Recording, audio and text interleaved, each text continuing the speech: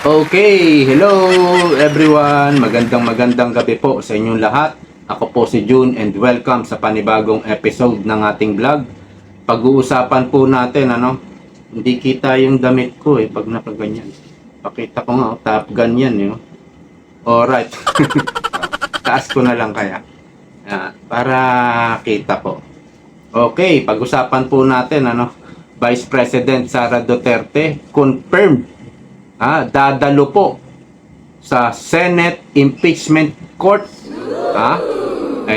Magandang laban po ito na talagang inaabangan po ng lahat ng Pilipino. Wala na pong atrasan nito. Konfirmado, dadalo si VP Sara diyan sa Senate. Dito po sa House of Crocs, sa bahay ng mga buhaya, alam natin, maraming magnanakaw na congressman dyan. Alam natin, maraming mukhang pera dyan. Kaya, expected na natin na mayroon silang numero. Expected na natin na mai-impeach sa ikalawang pagkakataon ang ating Vice President Sara Duterte. At maipapasa nila ang impeachment complaint sa Senado. Kaya, nakahanda na raw ang kampo ni VP Sara. And once again, dadalo daw po si VP Sara diyan sa impeachment court sa Senado. At kay Kitty Duterte, ipinagtanggol naman ng kanyang ate. Hindi raw magnanakaw si VP Sara dahil kilala niya ang kanyang ate. Okay, papasukin po natin itong balita ng News 5 Everywhere. Si Manong Ted. Though narinig ko po sa isang pahayag niyo, Attorney Michael, kung matutuloy na po yung trial sa Senado, hindi sa lahat ng hearing pupunta po siya. May mga pagkakataon na hindi sisipot si VP Sara. Yun po ang intindi ko. Tama po ba yun? Kasi po, sisipot lang naman po ang ating Vice Presidente kung kapag kinakailangan. So, kagaya po ng ibang nakaraang impeachment, hindi naman sa bawat pagkakataon, halimbawa si Corona nung mga umpisa lang dumalo So, hindi sa lahat ng pagkakataon. At alam naman natin mahaba yung impeachment na yan. Mahaba, hindi pwedeng pupunta si VP Sara tas matatapos hanggang gabi yung impeachment nang hindi naman siya pinatawag, nakatangal lang doon.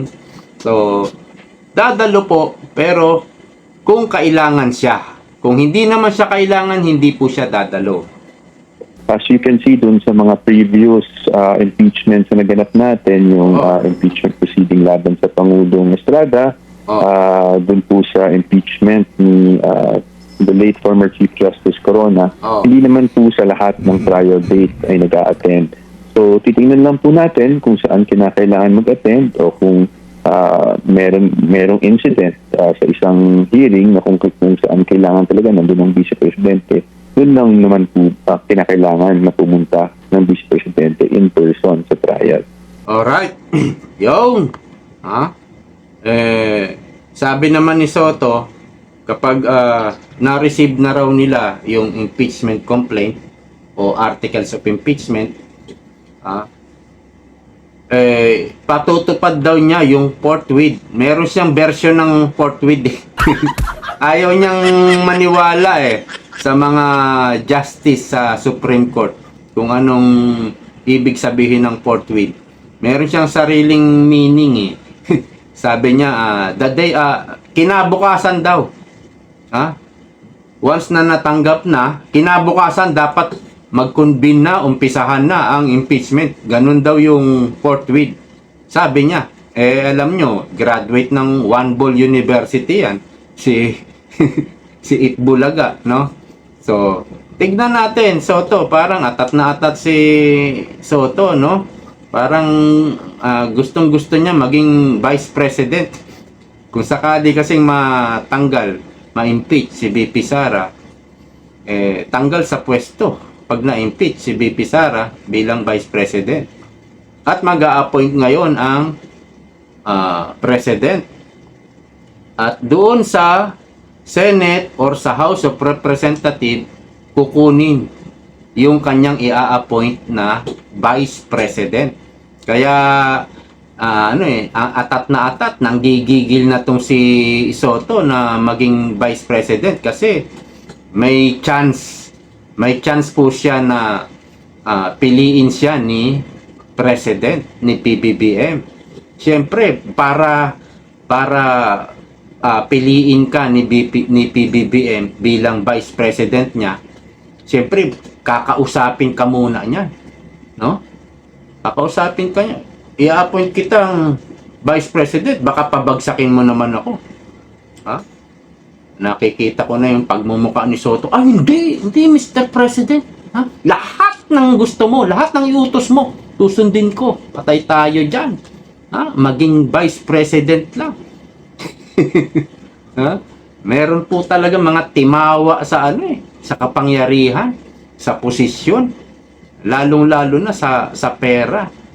Mga timawa, no? Nakikita ko na si Soto ganyan eh. Kahit anong iutos mo, kahit anong gusto mo, susundin ko. I-appoint mo lang ako Vice President. Kasi naman baka mamatay si Bongbong Marcos, instant President, si Tuta Soto, kinta mo. Ha?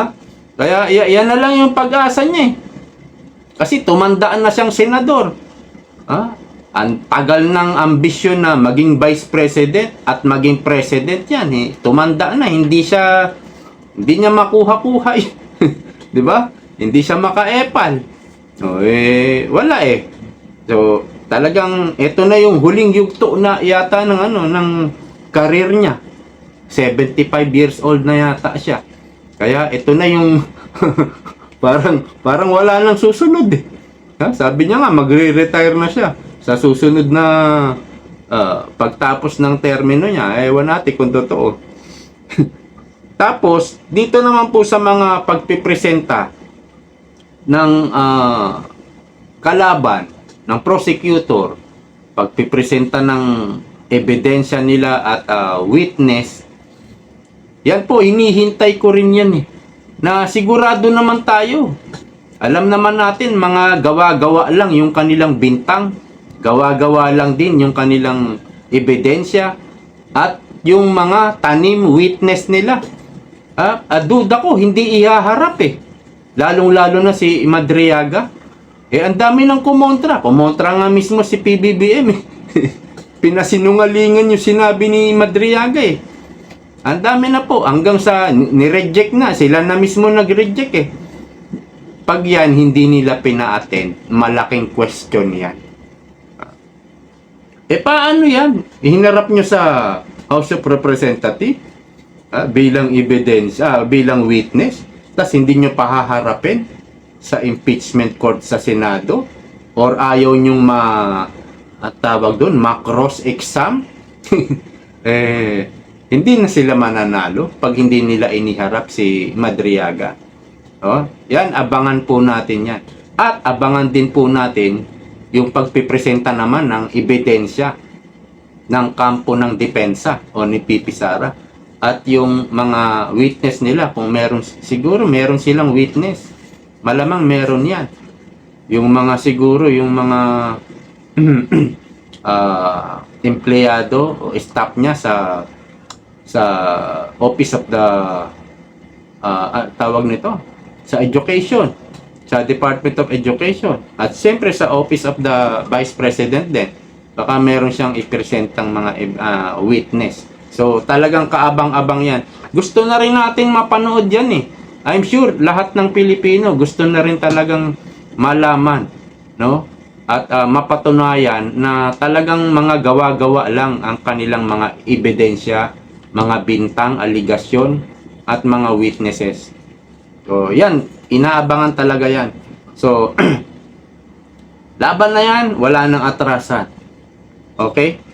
Dito naman po kay Kitty Duterte, i-share lang natin yung kanyang interview kung saan dapat naman pinagtatanggol niya yung kanyang ate. She's not a thief. She's not dishonest. Yan ang iginiit ni Veronica Kitty Duterte patungkol sa kanyang ate na si Vice President Sara Duterte. Ito ay sa gitna ng reklamong impeachment laban sa bise. But I know my sister. I know that she can be many things. So I know that she can withstand what she's going through right now because she has her truth. And at the end, that will prevail. Samantala, iginit naman ng kampo ni VP Sara na curated at spliced ang ebidensyang ipinakita sa impeachment hearing ng House Committee on Justice nitong Miyerkules, April 29. Ayan. Splice yung kanilang ebidensya. Splice tape, splice video. Ano ba ibig sabihin nun? Pinutol-putol po. Tapos pinagtagpi-tagpi at doon ipinlay. Unang nakapansin yan, si Paulo Marcoleta. At yung kanilang mga opinion, mga conclusion, pinapalabas nila na ito ay facts. Ha? Talagang ang lakas manggago, ang lakas mambola, manlinlang ng mga tao. Ang ginawa talaga nila ay parang public judgment. Anong tawag ba nun? Basta ganon, no? Puro black propaganda. Ginawa niyong impeachment hearing, ginawa nilang black propaganda. Ayon kay Attorney Paul Lawrence Lim, abogado ng Vice Presidente sa Ayan. reklamo sa NBI, ipinakikita sa congressional hearing ang kahinaan ng mga paratang na inciting to sedition at grave threats laban sa pangalawang Pangulo. Oh. Dagdag pa niya, hindi sapat ang maito para makabuo ng probable cause, lalo na ng prima facie case na may malinaw na basihan para sa hatol. Binigyang diin ng abogado na ang paulit-ulit na pagbibigay ng konklusyon ay hindi nangangahulugang ito ay totoo. Yun. Pinuna rin niya ang pagtatangkang iugnay ang Vice Presidente sa mga pahayag laban sa Pangulo. Aniya, malayo at pilit ang koreksyon at taliwas sa tamang proseso ng ebidensya. Git pa ng abogado, ang pagdinig ng House Committee on Justice ay isa lamang fishing expedition para palabasing may basehan ang depektibong impeachment complaints. Oh. Dagdag pa niya, ngayon natapos na ang pagdinig sa tamang forum na nila haharapin ang usapin kung saan ebidensya ang pagbabatayan at igagalang ang rule of law. Ayun. Kita ko yung mga congressman, malademonyo yung mga pag-uugali ng mga yan. Kitang-kita mo yung mga pagmumuka, hindi mo pagkakatiwalaan talaga eh. Lalo-lalo na yung mga NPA dyan. Ha? So, yan nga yung sinasabi natin. Ebidensya. Dyan sa Senate. Ebidensya ang tinitignan dyan. Yung facts. Hindi yung drama. Yan. Yan ang hihintayin din natin sa prosecution. Sa mga kalaban. Sasamahan nila ng drama yan eh. Parang yung impeachment kay Erap. Sinamahan nila ng drama. Yan yung gagawin yan. Lalo na yung mga NPA. Baka may mga mahirang na prosecutor galing sa NPA. Sa mga komunista ay mahilig sa drama yung mga yan eh. Sa panlilinlang, pang-brainwash, black propaganda. Talagang kung patas lang si Soto, siya magpe-preside eh. Pero hindi eh. Alam natin hindi patas eh. Doon pa tayo medyo dehado tayo eh. Dehado pa si BP Sara dyan kay Soto eh. Siya magpe-preside. Pero ang dami namang mga oposisyon. Siya mang oposisyon dyan. 8 na lang pala. Wala pala si Bato. 8, marami pa rin yun. Pwedeng humirit yan, mag-object yan. Pwede yung humirit, magsalita. Hindi yan pwedeng tumahimik lang. So pag may mali, mag-o-object yan. Yan po yung dating napapanood natin sa impeachment po ni Erap at ni Corona. At ang naaalala natin doon, talagang nangingibabaw doon si Miriam Defensor. Dahil hindi mo matawaran, ano ba tawag dito? Hindi mo malabanan yung kanyang sinasabi. Totoo eh. Totoo po lahat ng sinasabi niya eh. Kaya walang makalaban eh. Kaya lang umiral yung sabi, meron daw 100 milyon din ang bayad sa mga senador.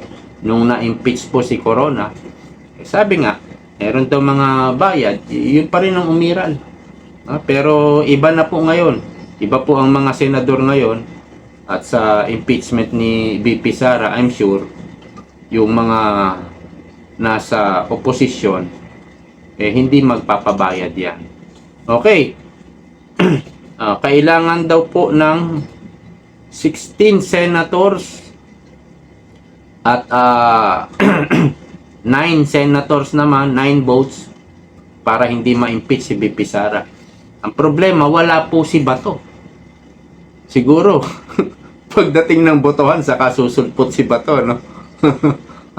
From the home stretch, susulpot si Bato, boboto. Pwede sigurong ganon. At ang gusto kong malaman, paano kung 8 lang? 8 lang oposisyon, 8 lang din ang bumoto. 15 lang yung administrasyon. 15 lang sila. Hindi pa rin nabuo yung 2/3. Hindi pa sila naka-16 eh. Paano kaya yon? Pero doon po sa administration senators, nandun po si JB Ejercito. Alam natin, panig yan kay VP Sara. Kasi malaki ang utang na loob nila kay VP Sara. Alam nyo, lalo na si Jinggoy. Si Jinggoy nakalabas nung panahon ni Duterte. Ganun nga rin si Bong Revilla. So itong mga estrada na to, may utang na loob to sa mga Duterte. Si Cayetano nasa oposisyon. Yung kapatid niya sa administrasyon, mahahatak niya ba? Mag-iiba ba sila ng boto? I'm sure hindi. Mahahatak ni Cayetano yan. Ganon din si Camille Villar. Ang kapal naman ng pagmumukha mo, Camille. Ginawa kang senador. Oo, si VP Sara nagpanalo sa'yo sa pamamagitan lang ng pagtaas ng kamay at isang commercial. Nanalo ka.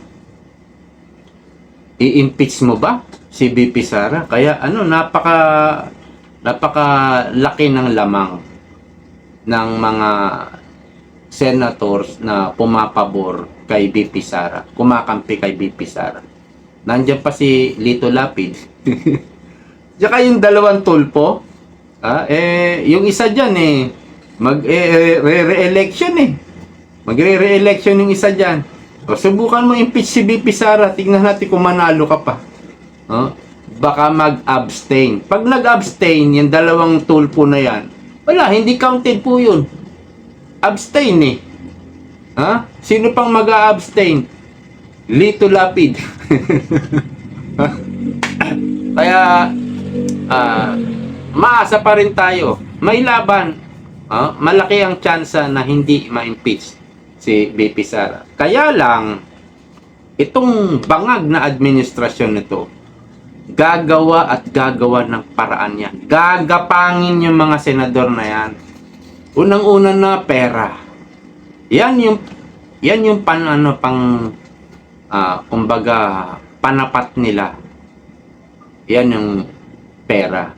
Pag hindi nakuha sa pera, tatakutin na. Tingnan nyo si Cheese, si Jinggoy, Villanueva, di ba? Mga tinatakot na yan kakasuhan, ipapakulong. Nakademanda na nga pero hindi pa rin sila naaaresto. Di ba? Kasi hinihintay pa At baka pwede pang magamit sa impeachment itong si Cheese, Jinggoy, at Villanueva. Gagamitin po yan sa impeachment. Mga oposisyon po yan.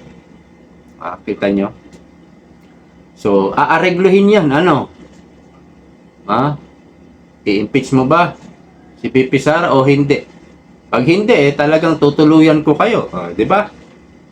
Pera, panakot, lahat gagawin po niyan para ma-impeach si VP Sara. Pero syempre, hindi naman siguro, magtiwala tayo, hindi naman siguro magpapadala ang mga senador na yan sa mga ganyang panggagapang na gagawin ng administrasyon. Sigurado yan, gagapangin po yan. Okay, hanggang dito na lamang po. Maraming salamat sa patuloy na pagsuporta. See you po next time. Bye-bye!